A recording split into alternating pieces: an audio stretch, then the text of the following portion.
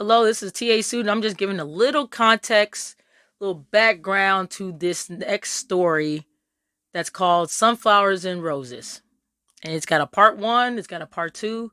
It's in two of my books. It's in the second book, Can I Tell You a Story Instead, Volume 1. And the second part is in book 4, which is Can I Tell You a Story Instead, Volume 2. All right. So the topic basically of this story is perception. And I wanted to give a quick context to this story with another story. It's story time. Sorry, just I had to do it. But this is kind of my thinking when I written this story, part of the thinking that went into this story. And I just kind of wanted to give it some context before or even after if you've already watched or read it.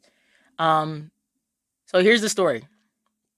I used to work with high school students, and particularly I was a there's a program called Step Up, which is for high school students going into their first jobs, and I was an instructor, so it was my job to teach them the skills that they needed for going into work for the first time. And I remember one of the topics that they gave for students was perception. And so I had a class of like 30 students, and I taught them, you know, all these random topics that's job related. I remember perception was one of them. And at first I didn't know how to teach that because I was like, what exactly does that have to do with work, particularly, and with a student's first job? And then it dawned on me and it hit me because I started thinking about my own experiences at my first jobs and when I was working. And I told them this example. Okay. So the example was this. I told them, I remember back when I used to work as a waitress. And I worked at a waitress for like 8 years in this assisted living facility. So that's the elderly people. And I worked as a waitress for them in their dining room for years. I loved the job. I loved the residents. And I worked there. And I remember when I was working there, I remember particularly there was an incident, not an incident, but a moment where I remember my boss. My boss came in, and I remember she walked past two or three other wait staff members to the back of the kitchen where I was at, and she gave me this task in particular. And the task was to take on this big table of resident and their family, and basically it was like it's like I can trust you to do the job type of task, because sometimes that resident and their family are kind of snooty and they will complain if it's not done correctly. So I do remember, I recalled walking, watching her walk through the kitchen, passing by two or three other people, and giving the task to me. And then I thought about other jobs as well, and I thought I've kind of always been that person where people will pass by other people, or they will just know that if you want it done and you want it done correctly, come to me. So I became known for being reliable. And I remember I told this to the students, and I wanted to get the students, I wanted to get their perspective on this. If a boss was to pass by other people and come to you and give you a task, what does that mean? Now, they listened to the story. A lot of them raised their hands and they said, well, it means you're reliable. It means they can trust you. It means they can give you a hard or a special task, and it's something they know you can handle. They're doing it because they know you can handle it. And I said, yeah, okay. Because that's how I thought about it too. So I was like, all right, cool. And I think it was the last class that I taught. Last class I taught, and kids are usually, giving me the exact same answer. You're reliable. You're trustworthy. They gave you the task. They know when you're gonna do it, you're gonna do it right. Things like that. And I told them like, yeah, I've been known for being that person at my jobs. I'm usually that reliable person. You know, ISTJ. If you don't know what that means, look those 4 letters up. ISTJ. I'm that person.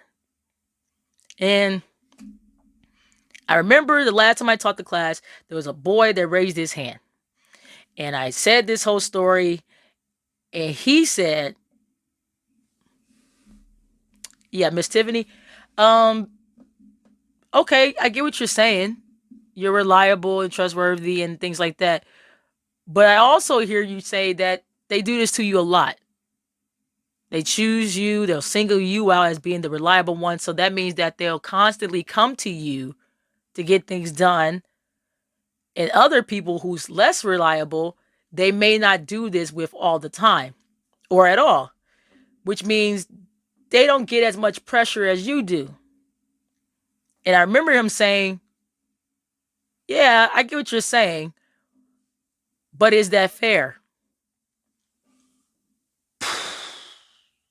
Blew my mind. Blew my mind because I was like, you're a very perceptive child. You're going to do well in the work world. You're going to do good. But it's true.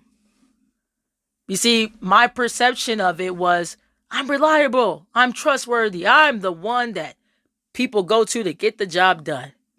But I forgot that there is also a downside to that. And the downside is, yeah, so the less reliable people don't have to take on those extra projects. They don't have to do all these extra things that you do because you catch on to things a little too quickly or so well.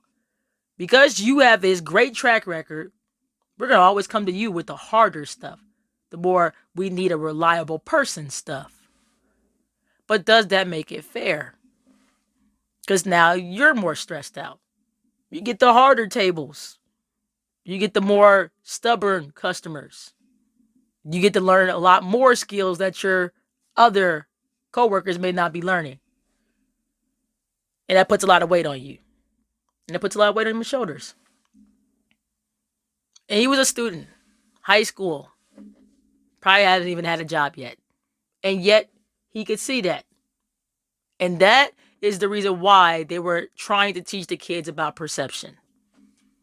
Because yes, you will go into the real world and you will start to work. And yes, you will have a boss who's going to constantly give you things, different tasks. You do this, you do that. And depending on who your boss is, maybe they're doing it because they're singling you out for success.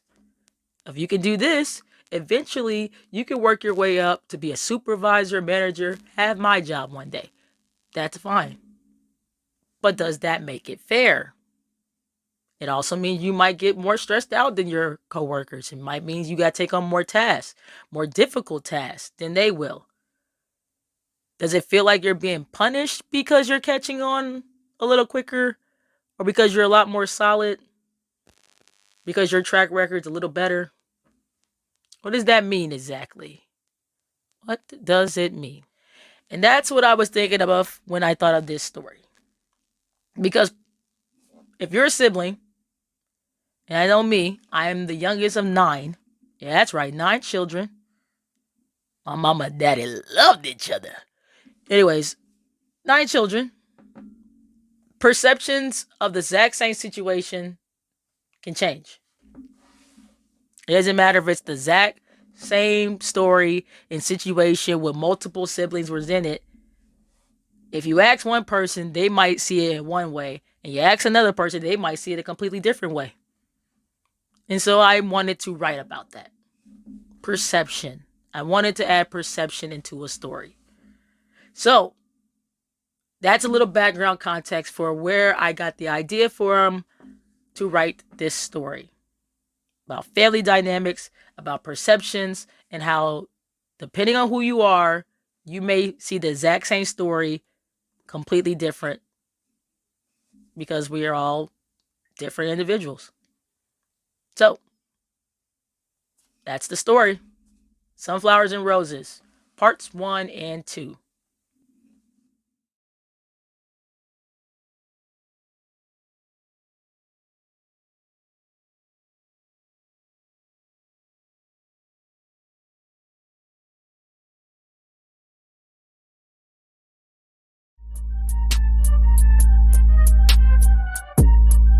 Now don't forget to like, share, subscribe, or follow.